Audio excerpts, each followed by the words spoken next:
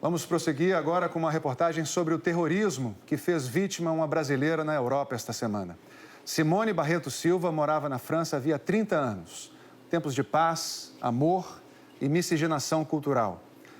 Lembrada sempre pelo imenso sorriso, a Simone tinha acabado de realizar o sonho de ser chefe de cozinha. Mas na manhã da última quinta-feira, numa basílica da cidade de Nice, o destino dela se cruzou com o de um imigrante tunisiano armado com uma faca. A cidade ainda acordava quando a sirene rompeu o silêncio na Basílica de Notre Dame. Eram quase 9 da manhã e os moradores tentavam entender o que acontecia do lado de fora. Policiais que estavam numa porta lateral da igreja correram para dentro de um restaurante na outra calçada. Segundos depois, gritos de socorro. Décompresse, il y en a un qui est blessé. Esse alguém era uma brasileira, Simone Barreto Silva, ferida violentamente com golpes de faca. Simone era uma pessoa divertida, alegre, brincalhona. Se visse a gente triste, dizia, cara, moral pra cima, cara. A vida é só uma. Ela era a alegria de viver em pessoa. A Simone tinha 44 anos e morava em Nice, a quinta maior cidade da França. Fica no sul, banhada pelo Mediterrâneo, numa das regiões do país mais procuradas por imigrantes. Os amigos contam que foi ainda na década de 90 quando Simone pisou na Europa pela primeira vez. Ela participava de um grupo de dança dirigido pela irmã mais velha. E Barro começou a trabalhar na dança em Paris e levou toda a família. Aos poucos, a família se estabeleceu em Nice. São pessoas simples que vieram do Brasil para fazer a vida de trabalho e colonizar, para mandar para os familiares que estão no Brasil. Baiana, nascida no Lobato, no subúrbio de Salvador, Simone aprendeu a dançar neste centro cultural ainda criança. O professor se lembra dos primeiros passos daquela menina. Eu posso fechar os olhos e ver ela com 13, 14, 15 anos. Tinha 19 quando se mudou de vez para a França. E na música encontrou o seu passaporte para uma nova vida. Teve 3 filhos, o pai dos 2 mais novos voltou ao Brasil depois da separação. A gente mantinha contatos, como sempre ela foi, uma boa pessoa, uma boa mãe, uma boa amiga, boa tudo. Nas redes sociais, espalhava sorrisos e o amor pelos filhos. E, claro, a paixão pela culinária. Em 2018, a Simone apareceu nesta reportagem de um canal de TV francês, da France Télévisions. Ela está na cozinha de um hotel, participando de um curso, dando os primeiros passos em uma nova profissão, chefe de cozinha. E alguns dias depois, ela aparece em uma outra reportagem, bem no dia da formatura, e na entrevista, ela dizia se sentir realizada. Somos uma equipe de mulheres muito fortes, que só precisam de uma oportunidade para continuar nossos sonhos. Simone chegou a abrir um canal na internet e há um ano postava as primeiras receitas. Estava realizando um sonho. Mas veio a manhã de quinta-feira.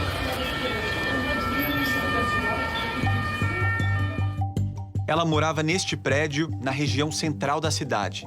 Embaixo do apartamento fica o restaurante do Luiz, um português amigo da família. Ela tornou-se uma irmã. É uma pessoa que a gente convive todos os dias.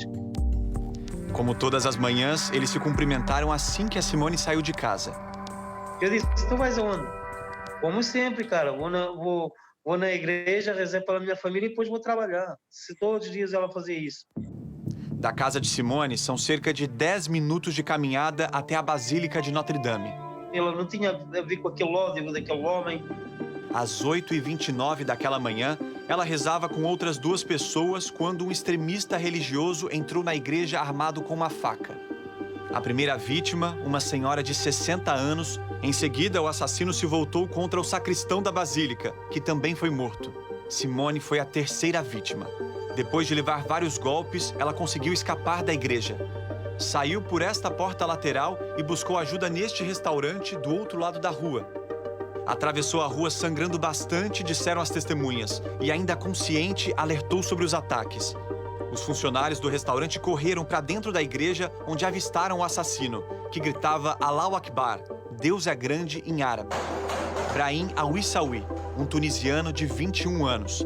Ele foi baleado e imobilizado ainda na igreja e levado ao hospital. A Simone, socorrida dentro do restaurante, não resistiu. 1h30 depois do ataque, as últimas palavras daquela baiana de sorriso largo e ensolarado foram mais uma vez sobre amor. Digam aos meus filhos que eu os amo. Ela vinha todos os dias, que ela prendia o seu café, era aqui que ela ficava, pedia o cafezinho, ela gostava muito deste canto. Todos os dias ela vinha tomar o seu café aqui para fazer tempo para ir buscar os filhos à escola. Na tarde de ontem, centenas de pessoas saíram às ruas de Nice em homenagem às vítimas do atentado. Ela era a nossa melhor representante em termos culturais, culinários, folclóricos. A Simone era brasileira, a maior organizadora de festas e eventos que nos reunia, como estamos reunidos aqui hoje. Reuniu pessoas, misturou culturas. A baiana católica organizava todo ano uma festa para Iemanjá. Levou o Brasil para a França, levou Salvador para Nice. A gente tentou fazer o que ela gostaria que fizesse. Ter silêncio, paz. Porque muitas pessoas aqui, as pessoas veem de brasileiro como pessoas que fazem bagunça. E hoje a gente só queria paz porque ela veio rezar pedindo paz antes de ir do trabalho. E fizeram essa barbaridade com Simone. Um ataque de ódio contra uma mulher que pregava o amor entre as religiões. Ela saiu da igreja sem respiração, sem ar. E falou, eu amo meus filhos, diga aos meus filhos que eu amo. Então isso foi a maior prova que ela pôde deixar para todo mundo, o mundo inteirinho. Dizer que ela era uma mulher muito forte. A sobrinha, que também mora na França, vai guardar sua lição. Uma lembrança que eu tenho muito dela é ela dançando e puxando a gente, vamos dançar. A gente todas tímidas, perguntando, ai não, tô com vergonha da câmera. E Simone, não, tem que dançar, somos maravilhosas. Ela sempre tinha aquela alegria nela.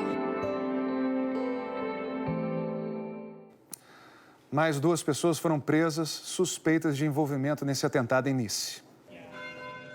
Os presos são de Grasse, uma cidade no litoral sul da França. Ao todo, a polícia investiga 6 pessoas pelo ataque. O terrorista, que esfaqueou as vítimas, e 5 pessoas com quem ele teve contato. O que explica a onda de atentados e ataques terroristas na França? E quais são as consequências sociais e políticas desse momento de extrema tensão no país?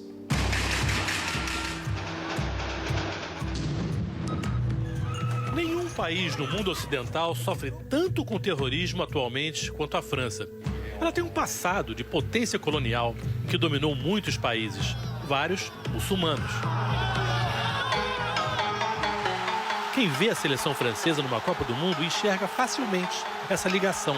Zidane, o maior jogador da história da França, é filho de argelinos, mas virar ídolo, querido, é exceção entre os 6 milhões de franceses muçulmanos. Nos últimos anos, a economia da França cresceu pouco, o desemprego aumentou muito, e uma das consequências disso é que os imigrantes e seus descendentes passaram a ser vistos com uma certa hostilidade por parte dos franceses brancos. A cor da pele, as roupas, o véu das mulheres muçulmanas chamam muita atenção, mas os números não justificam tanto isso. Uma pesquisa recente mostrou que muitos franceses acham que os muçulmanos representam 30%, 40% da população da França, quando na verdade não chegam nem a 10%. Essa é uma percepção exagerada que só piora tudo. A população muçulmana representa 40% a 50% da população carcerária, ou seja, ela está sobre-representada nas prisões, porque existe uma tendência a se prender muito mais muçulmano do que quem não é muçulmano. Há 20 anos, organizações terroristas começaram a atuar na França. Primeiro a Al-Qaeda e depois o Estado Islâmico. Eles assumiram a autoria das maiores atrocidades cometidas em 2015 e 2016. A mais mortal aconteceu quando bombas foram detonadas fora do principal estádio de futebol de Paris. Na mesma noite, restaurantes e uma casa de show chamada Bataclan foram atacadas a tiros. 7 terroristas foram mortos, mas mataram 130 pessoas.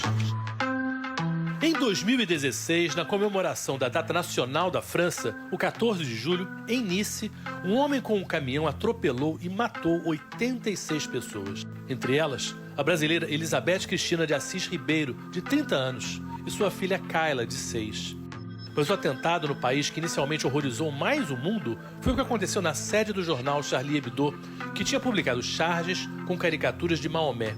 A tradição islâmica considera uma ofensa da mais alta gravidade retratar a figura do profeta. Alguns desses cartoons criam a associação entre o terrorismo e o muçulmano, como foi principalmente um deles, que era o desenho de um rosto supostamente do profeta, com um turbante e uma dinamite no turbante. Essa associação é imediata. A historiadora questiona se a liberdade de expressão, nesse caso, deve ser invocada para permitir representações racistas dos muçulmanos. Uma população, portanto, que já se vê vítima de racismo, preconceito e assim por diante, ela vê os cartoons e essa asserção do direito de publicar, né, a todo custo, ele vê isso como uma medida contra ela como um todo. O atentado ao Charlie Hebdo matou 12 pessoas e deixou 11 feridas. O ataque, de certa forma, prejudicou toda a comunidade muçulmana, porque se sentir ofendido com uma caricatura é uma coisa. Matar é outra completamente diferente. Uma violência atroz, covarde e injustificável. Todas as organizações islâmicas na França têm condenado esses ataques. 5 anos depois, o julgamento do caso Charlie Hebdo é considerado um marco histórico por ser o primeiro de um ataque terrorista na França. As imagens só virão a público daqui a 50 anos. O veredito estava marcado para o dia 10 de novembro, mas deve ser adiado porque um dos 11 acusados testou positivo para a Covid. O julgamento só será retomado quando ele estiver recuperado e os outros acusados de terem cooperado com o atentado também passarem por testes.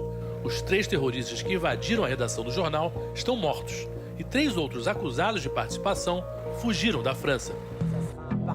Patrick Pelloux é médico e escrevia no Charlie Hebdo. Ele se tornou uma voz importante em defesa da liberdade de expressão. Pelloux foi um dos primeiros a chegar à redação após o atentado para socorrer os colegas e foi uma das testemunhas ouvidas ao longo do julgamento. A ideia de república não é sobre opressão. Separar religião de política não é oprimir. Pelo contrário, é sobre viver junto. No ano passado, de toda a Europa, a França prendeu sozinha a metade das pessoas envolvidas em atividades que possam levar a atos terroristas. 200 de 400. E tem fichadas 8.000 pessoas. Mas por melhor que seja um serviço de inteligência, alguns casos escapam dessa rede. Foi o que aconteceu em Nice e também 2 semanas atrás, num outro atentado que matou um professor de escola pública. Quem conta essa história é o correspondente Rafael De Angeli.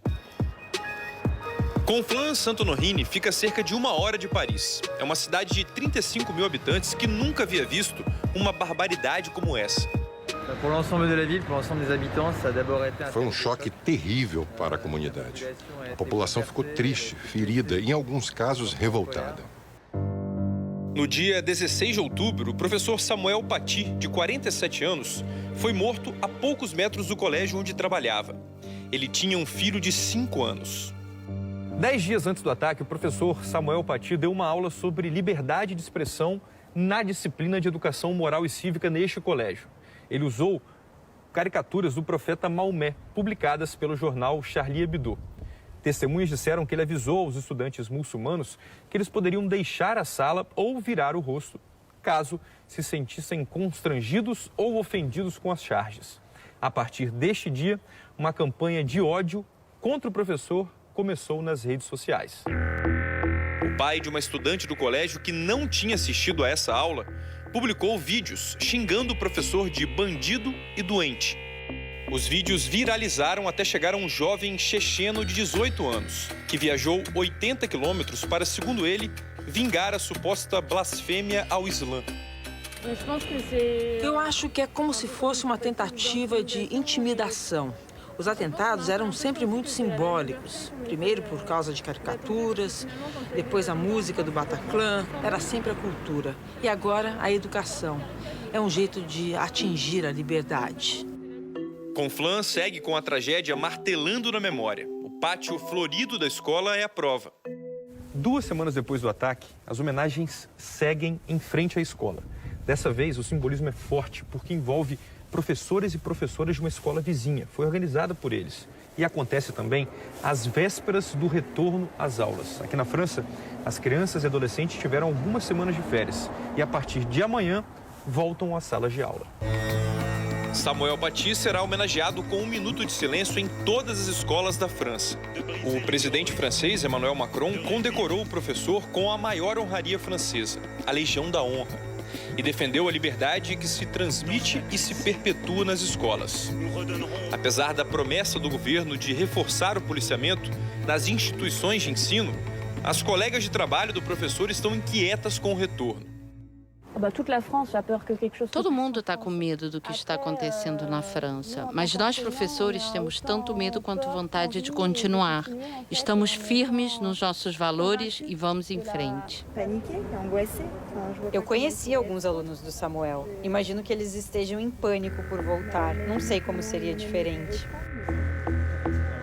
Ontem, em Lyon, um padre ortodoxo grego de 52 anos foi baleado enquanto fechava a igreja.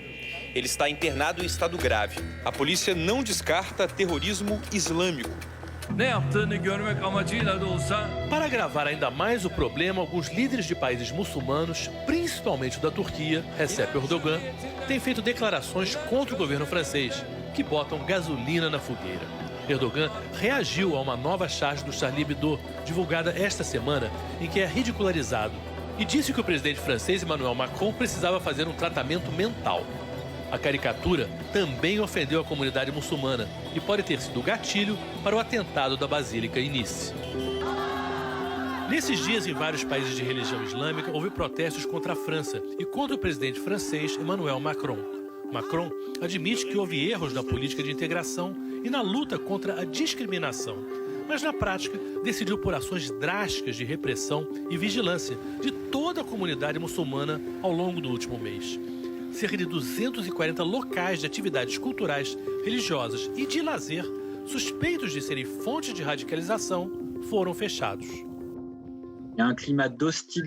Isso cria um clima de hostilidade na comunidade muçulmana, até porque nem todas são precisas. A ideia de usar essas operações para mandar uma mensagem, para demonstrar força, às vezes provoca uma confusão entre radicalismo e culto tradicional.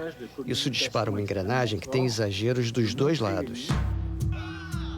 Isso também é uma agenda política. Atacar os muçulmanos dá votos e pode gerar mais violência.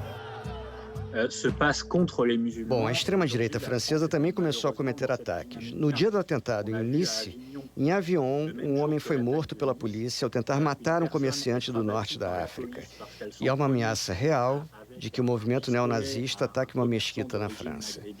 Há especialistas que dizem que a dinâmica de violência pode durar uns 20 ou 30 anos. Seria a história de uma geração.